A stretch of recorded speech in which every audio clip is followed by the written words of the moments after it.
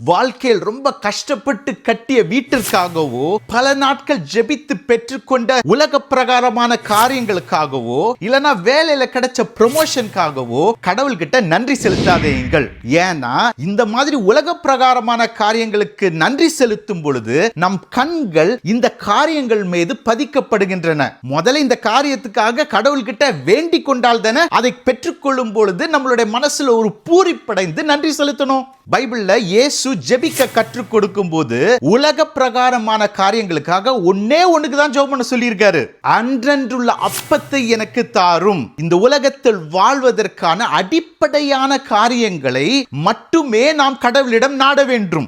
ஒரு பெரிய 5 ஸ்டார் ஹோட்டல்ல நம்மளுக்கு சாப்பாடு கிடைச்சாலும் அங்க இருந்து எனக்கு இந்த 5 ஸ்டார் ஹோட்டல்ல சாப்பாடு கொடுத்தீங்களே நன்றி அப்படின்னு சொல்லாதீங்க. அடிப்படையான சாப்பாடு கொடுத்திருக்கீங்க, அதுக்காக நன்றி என்று உங்களோட அடிப்படை தேவைகளுக்கு மட்டும் நன்றி செலுத்துங்கள். என்னடா இது, ஒரு 5 ஸ்டார் ஹோட்டல்ல சாப்பிட்டா அதுக்கு நான் சந்தோஷப்படக்கூடாதா? ஒரு புதிய ஐபோனை வாங்கினா நான் சந்தோஷப்படக்கூடாதா? அந்த சந்தோஷத்தை என் கடவுள்கிட்ட போய் நான் நன்றி அப்படின்னு செலுத்தக்கூடாதா?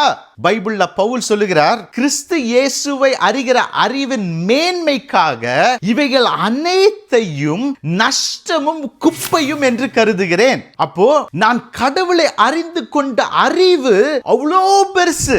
ஏன் நான் இந்த குப்பைக்காக சந்தோஷப்பட்டு கடவுளுக்காக நன்றி செலுத்த போகிறேன்? ஆக இரண்டாவது, கடவுள் யார் என்று அறிந்த அறிவின் நிமித்தம் நன்றி செலுத்துங்கள். ஏன்னா அதுதான் உங்களை பூரிப்படைய வைத்து சந்தோஷப்படுத்த வைக்கும் காரியம். மூன்றாவது, உங்களுடைய தோல்விக்காக கடவுளை நன்றி செலுத்துங்கள். ஏன்னா வாழ்க்கையின் மிக முக்கியமான பாடங்களை தோல்விகள் கற்றுக் கொடுக்கின்றன. அதனால் ஒரு தோல்வி அடையும் போது மனவேதனைப்படாமல் அதை குறித்து கடவுளுக்கு நன்றி செலுத்துங்கள்.